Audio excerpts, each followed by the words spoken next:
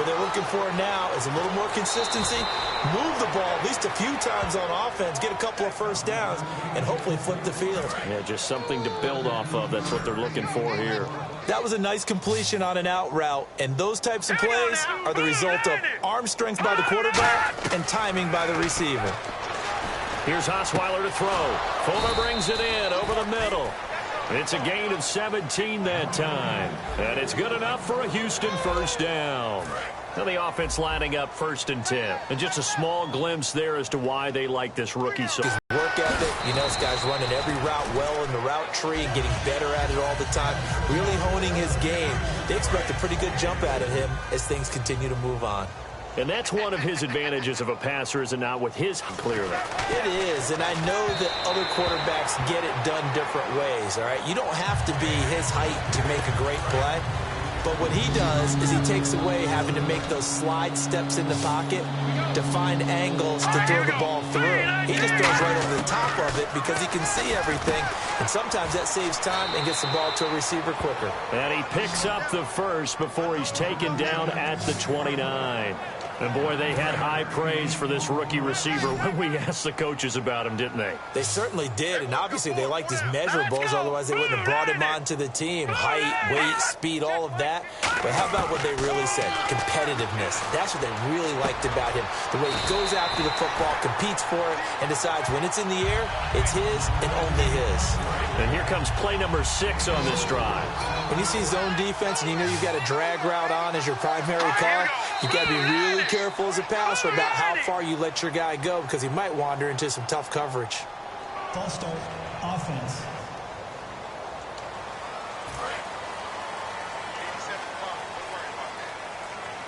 They come out 5 wide, 3 of them to the right side. Osweiler will throw again. Completion left side to Miller. It'll be a pickup of 10 yards.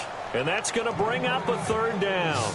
But it appears that they read man defense and went to the out route, and what you have to do on that one as a receiver's got to make sure he works the defender towards the middle of the field to give himself space to cut to the outside and have that ball delivered with good timing, and they got it done. They'll try to run for it with Miller. And he gets this down to the 18, good enough for a first down. Only 3 there on the pickup, but that's enough to move the chains. I don't know about you, but that almost felt like old-time football there. 3rd and 2 is not necessarily just a running down anymore. A lot of times they want to throw the ball. They went back to the roots and powered forward and got the first down. And got his man. It's caught. Touchdown, Houston. Their dangerous wide receiver from 17 yards out. And the Texans cut into that lead. We see this route all the time, but when it's well executed, it's a beauty. And it feels like the fade takes forever to develop, like that ball is just hanging in the air. And the reason why is that the receiver is trying his best to work the defender inside and give himself space to fade away from him and catch the football. And that's exactly what happened there. And he'll be brought down at the 23.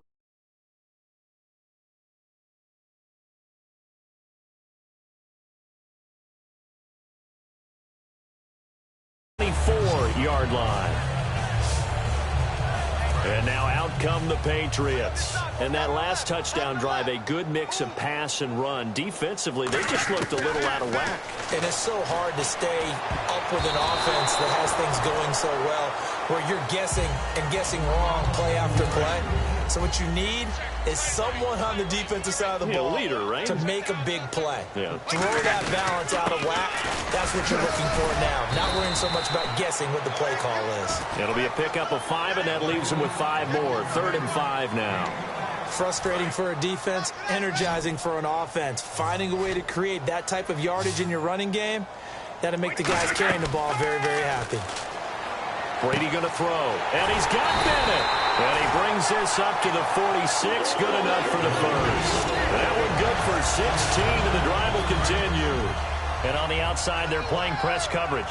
And defensively, they just don't seem to have much of an answer for this passing game. Not at all. Look at the confidence that's exhibited here. With that type of a lead, clock on their side, instead of running it, they're still throwing it, trying to pick up first downs and keeping the football. When a coaching staff sees their team run the ball this successfully in the 4th quarter, They're really excited because you can plan for a running game all you want and want to press that advantage when you get it. But for the most part, it's a little bit of a surprise. And right now, they've got to keep that going, want to continue to grind out the clock because it's definitely in their favor at this stage of the game.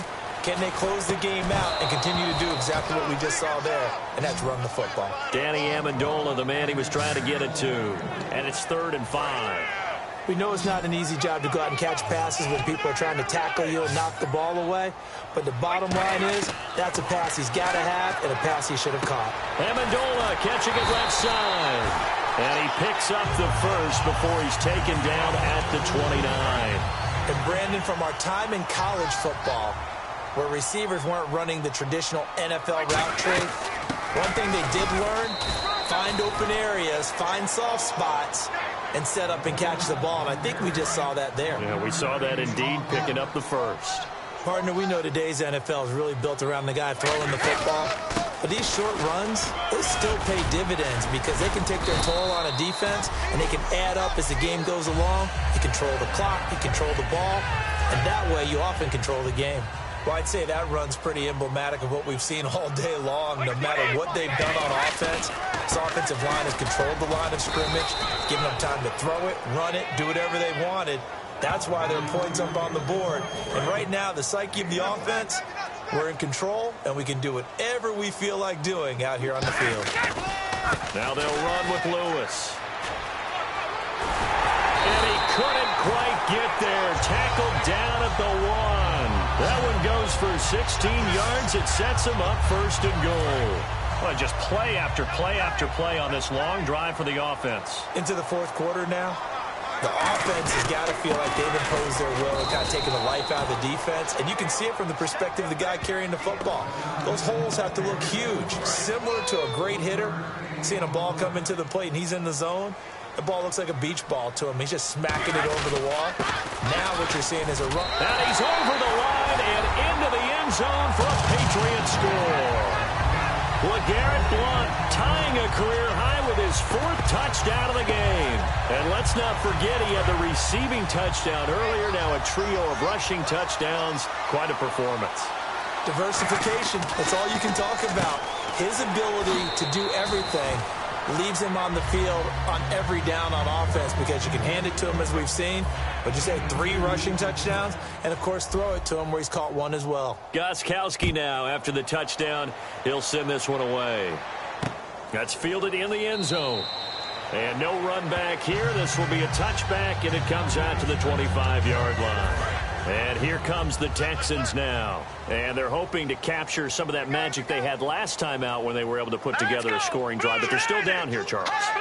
Not the major concern, though, because of what you talked about. They scored the last time out. They feel good about themselves. They feel like their game plan is now in effect. They know how to attack and what plays they want to put together. But they've got to keep it moving in the right direction because, as you did note, they are down on the scoreboard. Here we go. Green 39. Green 39. From the shotgun, Osweiler. And he's got him over the middle. Fedorowicz. And he was able to shed the tackle, but the reserves come in for the stop.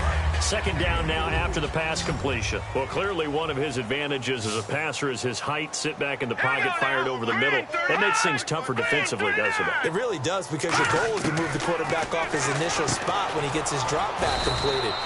But when you have that type of height, he can stay in there if he's willing to take the hits and just fire over the top, which saves him time and actually completes a play a little bit quicker than it normally does for a quarterback that has to slide and find open space to throw. From the gun on 3rd down, Osweiler caught by Mumphrey. A pickup of 5 that time and a 1st down. Would it be safe to say that as precise as routes are supposed to be run in the NFL, maybe they're not quite as precise in college ball? That's accurate, yeah. And I think we saw a college route in the NFL there. Just find the soft spot, find the dead zone, and find the 1st down. And that's what he just did. It'll go as a gain of 12. And that'll be good for a Houston 1st. Fresh set of downs here.